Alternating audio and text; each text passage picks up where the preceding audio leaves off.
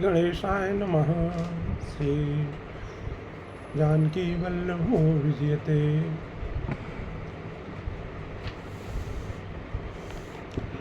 गुरु वशिष्ठ ने भरत जी का सभा में बहुत समाधान किया।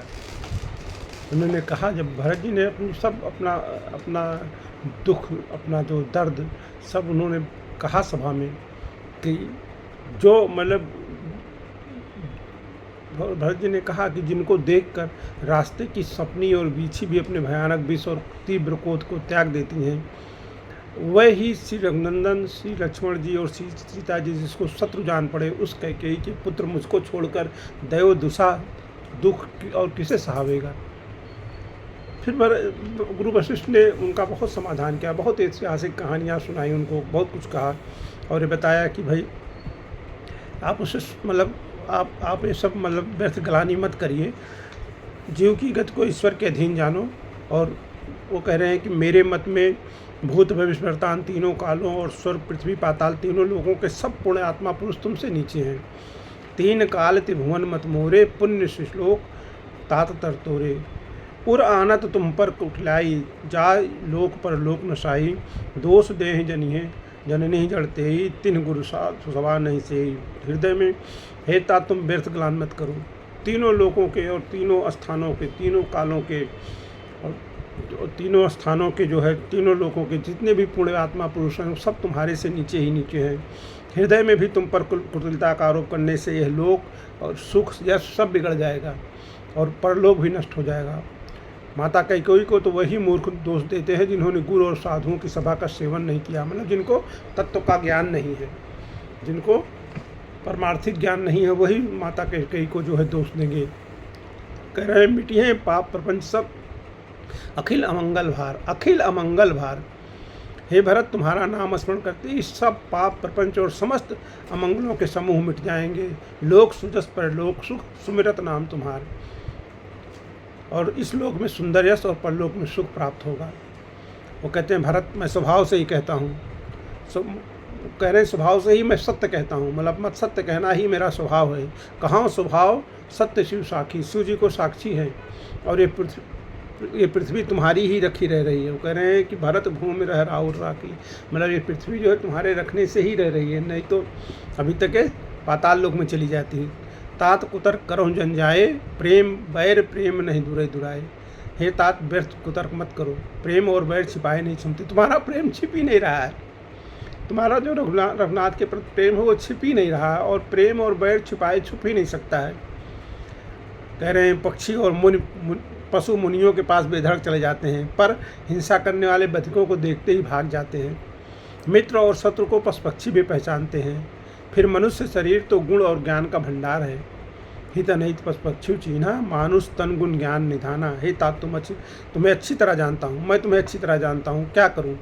जी में बड़ा असमंजस दुविधा है। राजा ने मुझे त्याग कर सत्य को रखा और प्रेम प्रण के लिए शरीर छोड़ दिया। राजा ने मुझको त्याग सत्य को रखा। उनके वचन को मेटते मन में सोच होता है, मतलब उनका वचन मेटते मन में सोच होता है कि उन्होंने हमको सब छोड़ के जो है सत्य को रखा और अपना प्रेम के प्रण में अपना शरीर ही त्याग दिया। उससे भी बढ़कर तुम्हारा संकोच है। और उस मतलब उनका वचन, मैं उनके वचन को मेट दूं, और मुझे सोच होता है कि ऐसे आदमी का मैं वचन मेट दूं, ऐसे पुरुष का मैं वचन मेट दूं, और उससे भी बढ़कर तुम्हारा संकोच है कि जो तुम चाहते हो वही होना चाहिए। उस पर भी गुरु जी ने मुझे आज्ञा दी है, इसलिए अब तुम जो कुछ कहो अवश्य हो वही मैं करना चाहता हूँ। तुम मन को प्रसन्न कर और संकोच को त्याग कर जो कुछ कहो मैं आज वही करूँ। भगवान कह रहे हैं, सत्य प्रिय रघुकुल से श्री राम जी का वचन सुनकर सारा समाज सुखी हो गया। मन प्रसन्न कर सकुच तज, कहो करो सोई आज। सत्य संग रघुबर वचन सुनी भाषो की समाज। आज तुम वही करो, कहो जो तुम कहो वही मैं करूँ। अब देवगण सहित जो है इंद्रराज में भयभीत हो गए, ये सोचकर कि अब बना बनाया काम जो है बिगड़ जाएगा। अब भगवान वही करेंगे जो भरत जी चाहते हैं। अब कुछ उपाय करते नहीं बन रहा है, वो मन ही मन जो है सब श्री राम की शरण में चले गए। राम शरण बनत उपाय करत कछु नाही, राम शरण सब गे मैं माही, सब गे मन माही। मन ही मन सब भगवान की शरण ले ली सारे देवता लोग। फिर वह आपस में विचार करने लगे कि रघुनाथ जी तो भक्त के वश हैं। अम्बरीश और दुर्वासा जी की घटना याद करने लगे कि कैसे दुर्वासा जी की रक्षा कोई नहीं कर पाया। अम्बरीश चूँकि भगवान के भक्त थे, तो अम्बरीश जी का अपराध किया दुर्वासा जी ने, तो उनकी कोई रक्षा नहीं कर पाया। तो इंद्र और देवता सब निराश हो गए कि अब मतलब जो भरत जी चाहेंगे वही होगा, और भरत जी यही चाहेंगे कि रामचंद्र जी लौट जाएं। पहले देवताओं ने बहुत समय तक दुख सहे हैं, तब भक्त प्रहलाद ने ही नृसिंह भगवान को प्रकट किया था। सब देवता परस्पर कानों से लग कर और सिर धुन कर कहते हैं कि अब इस बार सब देवताओं का काम भरत जी के हाथ है। जैसे पहले प्रहलाद जी ने नरसिंह जी भगवान को प्रकट करके हिरण्यकश्यप का जो है वध कराया था, ऐसे ही अब जो सब देवताओं का काम भरत जी के हाथ है। ये देवताओं और कोई उपाय नहीं दिखाई देता। श्री राम जी अपने श्रेष्ठ सेवकों की सेवा को मानते हैं, अर्थात उनके भक्त की कोई सेवा करता है तो उस पर बहुत प्रसन्न होते हैं। अतएव अपने गुण और शील से श्री राम जी को वश में करने वाले भरत जी का ही सब लोग अपने अपने हृदय में प्रेम सहित स्मरण करो। देवताओं का मत सुनकर गुरु बृहस्पति जी बोले कि अच्छा विचार किया है, तुम्हारे बड़े भाग्य हैं, तुमने ऐसा विचार किया है। भरत के चरणों का प्रेम जगत में समस्त शुभ मंगलों का मूल है। सीतानाथ श्री राम जी की सेवक की सेवा सैकड़ों कामधेनुओं के समान सुंदर है। तुम्हारे मन में भरत की भक्ति आई तो अब सब छोड़ दो। भक्ति तुम्हारे मन में आ गई है, विधाता ने तुम्हारी बात बना दी है। हे देवराज, भरत जी का प्रभाव तो देखो। श्री रघुनाथ जी सहज स्वभाव से ही उनके पूर्ण रूप से वश में है। स्वभावता जो है भरत जी के प्रेम के कारण भगवान उनके वश में है। हे देवताओं, भरत जी को श्री रामचंद्र जी की परछाई जानकर मन को स्थिर करो। परछाई के भांति उनका अनुसरण करते हैं भरत जी, तो इसलिए डर की कोई बात नहीं है। देवगुरु बृहस्पति जी और देवताओं की सम्मति और उनका सोच सुनकर अंतर्यामी प्रभु श्री रामचंद्र जी को संकोच हुआ। सुन सुरगर सुर सम्मत सोचू संतर्यामी प्रभु सकोच, भगवान को संकोच हुआ। भरत जी अपने मन में सब बोझा अपने ही सर जाना और वह हृदय में करोड़ों प्रकार के अनुमान विचार करने लगे। निज सिर भार भरत जे जाना, करत कोट विधि उर अनुमाना। सब तरह से विचार करके उन्होंने मन में यही निश्चय किया कि श्री रामचंद्र जी की आज्ञा में ही अपना कल्याण है। कर विचार मन दीन्ही ठीका, राम रजायस आपन नीका। अपने मन को उन्होंने स्थिर कर दिया, ठीका दे दिया कि राम रजायस आपन नीका, मतलब अपना नीका, अपनी अच्छाई किसमें है? भगवान राम के उनका रजायस, उनकी आज्ञा में ही अपना कल्याण है। और उन्होंने अपना पण छोड़कर मेरा प्रण रखा। निज पन तज राख्यो पन मोहरा, छो सन्यो कीन नहीं थोरा। भगवान ने कह दिया ना कि जैसा तुम कहोगे वैसा ही करूँगा। और उन्होंने कम कृपा स्नेह नहीं किया है, ऐसा कह के श्री जानकी नाथ ने सब प्रकार से मुझ पर अत्यंत अपार अनुग्रह किया। तदंतर भरत जी दोनों कर कमलों को जोड़कर प्रणाम करके बोले, भगवान दोनों हाथ जोड़ के भगवान बोल रहे हैं, भरत जी बोल रहे हैं कि कहाँ अब का स्वामी, कृपा अम्बुनिधि अंतर्यामी। हे स्वामी, हे कृपा के समुद्र, हे अंतर्यामी, अब मैं अधिक क्या कहूँ और क्या कहाऊँ। गुरु प्रसन्न साहब अनुकूला, मिट्टी मलिन मन कल्पित सूला। गुरु महाराज प्रसन्न हैं और हमारे स्वामी आप अनुकूल हैं हमारे, तो ये जानकर मेरे मलिन मन की कल्पित पीड़ा मिट गई। कल्पित पीड़ा मतलब जो मैंने इतनी पीड़ा जो है कल्पना कर ली थी, इतनी सारी पीड़ा की, गुरु नाराज हैं और आप मतलब अनुकूल नहीं हैं, तो वो सब सारी पीड़ा मेरी मिट गई। कहाँ का आप स्वामी, कृपा अम्बुनिधि अंतर्यामी। गुरु प्रसन्न साहिब अनुकूला, आप अनुकूल हैं और गुरु महाराज जी प्रसन्न हैं, तो अब मेरे मन की सारी पीड़ा मिट गई है। अपडर डरे न सोच समूले, रवि न दोष देवो दिस भूले। मैं मिथ्या डर से ही डर गया था। डर तो मिथ्या ही होता है, तो मिथ्या डर से डर गया था। मेरे सोच की ही जड़ नहीं थी, मतलब मेरी जो सोच थी उसका कोई जड़ नहीं थी। मैं ऐसे ही हवा में सोच रहा था। दिशा भूल जाने पर हे देव, सूर का दोष नहीं है, मेरा दुर्भाग्य, माता की कुटिलता, विधाता की टेढ़ी चाल और काल की कठिनता, इन सब ने मिलकर पैर रोक कर मुझे नष्ट कर दिया था। प्रण करके इन सब चीज़ों ने मुझे नष्ट कर दिया था। परंतु शरणागत के रक्षक आपने अपना प्रण निभाया। पाँव रोप सब मिल मुहि घाला, परनत पालपन आपन पाला। लेकिन आपने अपना प्रण शरणागत का जो आपको शरणागत की रक्षा का प्रण है वो आपने निभाया, आपने मुझे बचा लिया। यह आपकी कोई नई रीत थोड़ी है, ये लोक और वेदों में प्रकट है, किसी से छिपी नहीं है। यह नई रीत न राउर होई, लोकों वेद विदित नहीं गोई। सबको पता है कि आप शरणागत बत्सल भगवाना। सारा जगत बुरा हो किंतु स्वामी केवल आप ही भले हो। तो फिर कहिए किसकी भलाई से भला हो सकता है। हे देव, आपका स्वभाव कल्प वृक्ष के अनुकूल है, कल्प वृक्ष के समान है। वो ना कभी किसी के सम्मुख है और ना किसी के प्रतिकूल है। उस वृक्ष को पहचान कर जो उसके पास जाए तो उसकी छाया ही उसकी सारी चिंताओं का नाश करने वाली है। कल्प वृक्ष किसी को बुला नहीं रहा कि मेरे पास आओ, लेकिन उसको पहचान के जो उसके पास जाएगा, उसकी छाया में बैठेगा, वो सब चिंताओं को उसके नाश कर देगा। राजा रंक भले बुरे जगत में सभी उससे मांगते ही मनचाही वस्तु पाते हैं। गुरु और स्वामी का सब प्रकार से स्नेह देखकर मेरा क्षोभ मिट गया, मन में कुछ भी संदेह नहीं रहा। हे दया की खान, अब वही कीजिए जिससे दास के लिए प्रभु के चित्त में क्षोभ ना हो। आपके चित्त में मेरे लिए कोई क्षोभ ना हो, अब आप वही करिए। अब करुणा कर कीजिए सोई, जनहित प्रभु चित्त क्षोभ न होई, मतलब जिससे जनता का कल्याण हो और आपके चित्त में कोई क्षोभ ना हो। जो सेवक स्वामी को संकोच में डालकर अपना भला चाहता है, उसकी बुद्धि नीच है।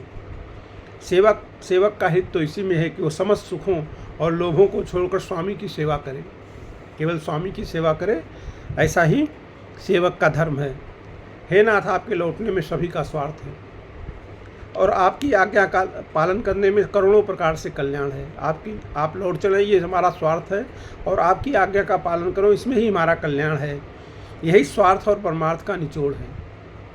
स्वार्थ और परमार्थ का ही निचोड़ है कि हम लोग चाहते हैं कि आप लौट चलें, इसलिए हमारा स्वार्थ है, और आपकी आज्ञा का पालन करना ही परमार्थ है। समस्त पुण्यों का फल और शुभ संपूर्ण गतियों का श्रृंगार है। हे देव, आप मेरी एक विनती सुनकर फिर जैसा उचित हो वैसा कीजिए। कह रहे हैं राज तिलक की सब सामग्री से जाकर लाई गई है, जो प्रभु का मन माने तो उसे सफल कीजिए।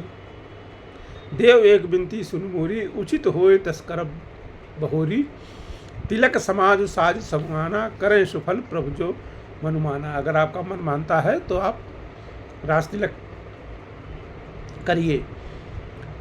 सब तिलक की सामग्री हम लेके आए हैं। छोटे भाई शत्रुघ्न समेत मुझे वन में भेज दीजिए। मैं और शत्रुघ्न जी वन में चले जाते हैं और आप अयोध्या लौटकर अयोध्या को सनात करिए। नहीं तो किसी भी तरह यदि आप अयोध्या जाने को तैयार नहीं हैं तो हे नाथ, लक्ष्मण और शत्रुघ्न दोनों भाइयों को लौटा दीजिए और मैं आपके साथ चलूं। अथवा कह रहे हैं अथवा हम तीनों भाई वन चले जाएं और हे रघुनाथ जी, आप श्री सीता से अयोध्या को लौट जाइए। हे दया सागर, जिस प्रकार से प्रभु का मन प्रसन्न हो वही कीजिए। जय विधि प्रभु प्रसन्न मन होई, करुणा सागर कीजिए सोई। हे देव, आपने सारा भार मुझ पर रख दिया है, पर मुझ में न तो नीति का विचार है न धर्म का। मैं तो अपने स्वार्थ के लिए सब बातें कह रहा हूँ। आर्त मनुष्य के हित में चित्त का विवेक नहीं रहता। आर्त मनुष्य जो है उसमें विवेक नहीं रहता है। आरत के हित रह न चेतु, करऊँ वचन सब स्वार्थ हेतु, रहत न आरत के चिच्चेतु। सब अपने स्वार्थ की बात कर रहा हूँ।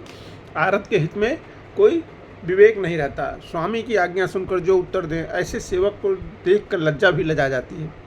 स्वामी की आज्ञा सुनकर भी जो उत्तर दे रहा हो, तो आज्ञा दिया स्वामी ने कुछ और उसको पालन नहीं करके उसका उत्तर दे रहा है, तो ऐसे सेवक को देखकर लज्जा को भी ला जाता है। मैं अवगुणों का ऐसा ता समुद्र हूँ, किंतु स्वामी स्नेह व साधु कहकर मुझे सराहते हैं। आप मुझे साधु कह रहे हैं, ऐसा कह के आप सराह रहे हैं मुझको। हे कृपाल, अब तो वही मत मुझे भाता है जिससे स्वामी का मन संकोच ना पावे। अब कृपाल मोहि सो मत भावा, सकुच स्वामी मन जाए न पावा। आपके मन में कोई संकोच ना हो, वही मत मुझे भाता है। मैं सत्य भाव से कहता हूँ, आपके चरणों की शपथ है, जगत के कल्याण के लिए यही एक उपाय है। प्रसन्न मन से संकोच त्याग कर प्रभु जिसे जो आज्ञा देंगे उसे सब लोग सिर चढ़ा चढ़ा कर पालन करेंगे और सब उपद्रव और उलझने मिट जाएंगी। भरत जी के पवित्र वचन सुनकर देवता हर्षित हुए और साथ साथ करके सराहना करते हुए देवताओं ने फूल बरसाए। अयोध्यावासी अजमंजस के बस हो गए कि देखिए श्री रामचंद्र जी अब क्या कहते हैं। तपस्वी तथा वनवासी लोग श्री राम जी के मन में रहने की आशा से परम आनंदित हो गए कि भगवान अब वन में ही रहेंगे। किंतु संकोचित श्री रामचंद्र जी चुप रहे। रघुनाथ जी कुछ बोले नहीं। प्रभु की स्थिति देखकर सारी सभा जो है सोच में पड़ गई। उसी समय जनक के दूत आए। जनक जी के दूत उसी समय आए, सभा जब बैठी हुई थी। ये सुनकर मुनि वशिष्ठ जी ने उन्हें तुरंत बुलवा लिया। जब उनको पता चला कि जनक जी के दूत आए हैं, तो तुरंत जो है प्रभु वशिष्ठ जी ने उनको बुलवा लिया। उन्होंने आकर प्रणाम करके श्री रामचंद्र जी को देखा और उनका मुनियों सा वेश देखकर बहुत दुखी हुए। मुनि श्रेष्ठ वशिष्ठ जी ने दूतों से पूछी कि राजा जनक का कुशल समाचार कहो।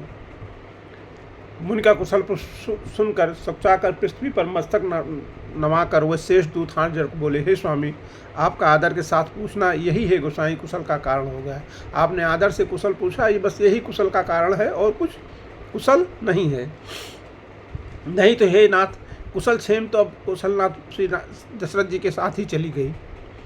यो तो सारा जगत ही अनाथ हो गया है, किंतु मिथिला और अवध तो विशेष रूप से अनाथ हो गए हैं। अयोध्या नाथ की गति सुनकर जनकपुरवासी सभी लोग शोक बस बावले हो गए हैं।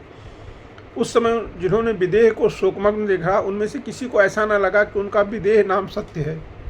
मतलब ऐसा शोक हुआ उनको कि मतलब उनको लोग विदेह कहते थे कि जिनके ऊपर मतलब जिनकी देह पर कोई मतलब देह पे देहधारी है ही नहीं है, ऐसा उनका मतलब वो था, मन था। लेकिन जब राजा दशरथ के मृत्यु का समाचार उनको मिला तो उनका वो ऐसे शोकमन हुए कि लोगों ने कहा कि इनका विदेह नाम झूठा है। इनको भी मतलब ये शोक और सुख दुख सब व्यापता है। रानी की खुचाल सुनकर राजा जनक जी को कुछ सूझना पड़ा और जैसे मणि के बिना सांप को कुछ नहीं सूझता। फिर भरत जी को राज और श्री रामचंद्र जी को वनवास सुनकर मिथिलेश्वर जनक जी के हृदय में बड़ा दुख हुआ। राजा ने विद्वानों और मंत्रियों के समाज से पूछा कि विचार कर कहिए कि आज क्या करना उचित है। अयोध्या की दशा समझकर और दोनों प्रकार से असमंजस जानकर चलिए या रहिए, किसी ने कुछ नहीं कहा। जो राजा ने पूछा कि भाई क्या करना चाहिए इस स्थिति में, तो किसी ने ये नहीं कहा कि चलिए या रहिए, मतलब ना चला जाए या चला जाए, ऐसा किसी ने सलाह नहीं दी। जब किसी ने सम्मति नहीं दी तो कोई सम्मति नहीं दी किसी ने, तब राजा ने धीरज धरकर हृदय में प्रेम विचार कर 4 चतुर गुप्तचर अयोध्या को भेजे, जासूस भेजे और उसे कह दिया कि तुम लोग जो है श्री रामचंद्र जी के प्रति भरत जी के सद्भाव या दुर्भाव का पता लगा कर लौटो। किसी को तुम्हारा पता न लगने पाए, तुम जाके पता चलो किसी भरत जी का रामचंद्र जी के प्रति सद्भाव है या दुर्भाव है। गुप्तचर अवध को गए और भरत जी का ढंग जानकर उनकी करनी देखकर जैसे ही भरत जी चित्रकूट को चले हुए मिथिला को चल दिए।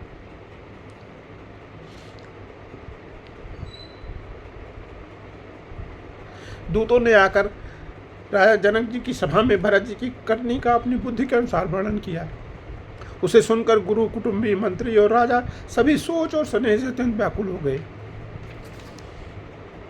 फिर जनक जी ने धीरज धरकर और भरत जी की बड़ाई करके अच्छे योद्धाओं और साहनियों को बुलाया। घर, नगर और देश रक्षकों को रखकर घोड़े, हाथी, रथ आदि बहुत सी सवारियां सजवाईं। वह 2 घड़ियां मुहूर्त साध कर उसी समय चल पड़े। राजा ने रास्ते में कहीं विश्राम भी नहीं किया। आज सवेरे प्रयागराज में स्नान करके चले हैं। जब सब लोग जमुना जी उतरने लगे तब हे नाथ, हमें खबर लेने को भेजा है। दूतों ने ऐसा करके पृथ्वी पर सिर नवाया। मुनि श्रेष्ठ वशिष्ठ जी ने कोई 6-7 भीलों को साथ देकर दूतों को तुरंत विदा कर दिया। जनक जी का समाचार सुनकर अयोध्या का सारा समाज हर्षित हो गया। श्री रामचंद्र जी को बड़ा संकोच हुआ और देवराज इंद्र तो विशेष रूप से सोच के बस हो गए कि अब जो है मामला फिर बिगड़ जाएगा। कुटिल कैकेयी मन ही मन ग्लानि से गली जाती है।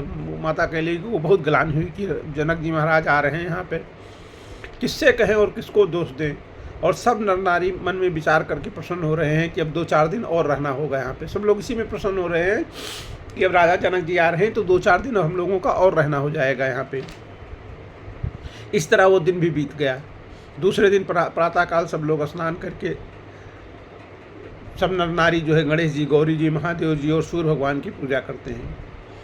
फिर लक्ष्मीपति भगवान विष्णु के चरणों की वंदना करके दोनों हाथ जोड़कर आंचल पसार कर विनती करते हैं कि श्री रामचंद्र जी राजा हों, जानकी जी रानी हो और राजधानी अयोध्या आनंद की सीमा हो। फिर समाज से सुखपूर्वक बसे और श्री राम जी भरत जी को युवराज बनावें। हे देव, इस सुख रूपी अमृत से शीश कर सब किसी को जगत में जीने का लाभ दीजिए। गुरु समाज और भाइयों समेत श्री राम जी का राज्य अवधपुरी में हो और श्री राम जी के राजा रहते ही हम लोग अयोध्या में मरें, सब यही मांगते हैं। गुरु समाज भाइन सहित राम राजपुर होए, अछत राम राजा अवधि मरे मांग सब होए। हम लोग अयोध्या में रामचंद्र जी राजा हों, जानकी जी रानी हों और भरत जी युवराज हों।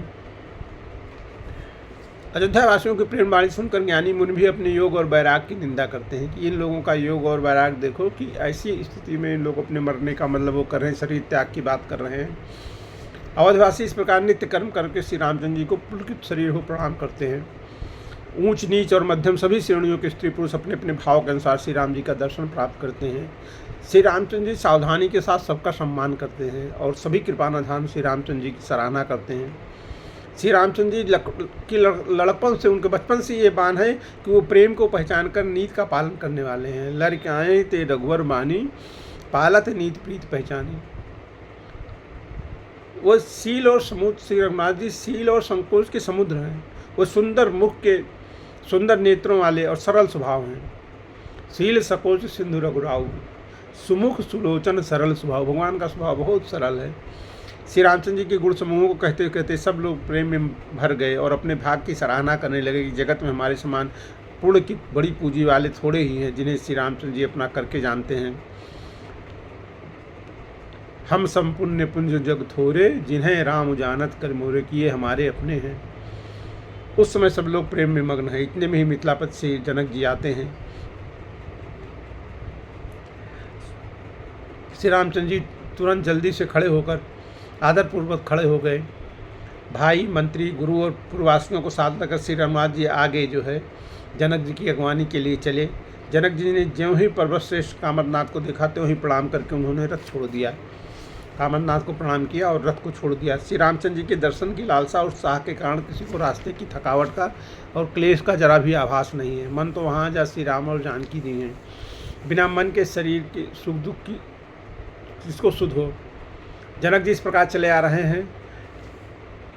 समाज सहित उनकी बुद्ध प्रेम में मतवाली हो रही है। निकट आए देखकर सब प्रेम में भर गए और आनंदपूर्वक आपस में मिलने लगे। जनक जी वशिष्ठ अयोध्यावासी मुनियों के चरणों की वंदना करने लगे और श्री रामचंद्र जी जो है वो जनकपुर से आए हुए सतानंद आदि ऋषियों को प्रणाम किया। फिर भाइयों सहित श्री राम जी राजा जनक से मिलकर उन्हें समाज सहित अपने आश्रम को लिवा चले। श्री रामचंद्र जी का आश्रम शांत रस रूपी पवित्र जल से भरपूर समुद्र है।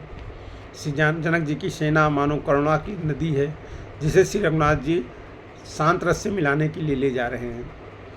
यह करुणा की नदी इतनी बढ़ी हुई है कि ज्ञान वैराग रूपी किनारों को डुबाती हुई जाती है। शोक भरे प्रसन्न नद और नाले हैं जो इस नदी में मिलते हैं और सोच की लंबी सांसें ही वायु के झकोरों से उठने वाली तरंगें हैं जो धैर्य रूपी किनारे के उत्तम वृक्षों को तोड़ रही हैं। भयानक विषाद ही उस नदी की तेज धारा है। भय और भ्रम ही उसके असंख्य भंवर और चक्र हैं। विद्वान महल्ला हैं, विद्या ही बड़ी नाव है, परंतु वो इसे खे नहीं सकते हैं। उस विद्या का कोई उपयोग अभी हो नहीं सकता है। किसी को उसकी अटकल ही नहीं आती है।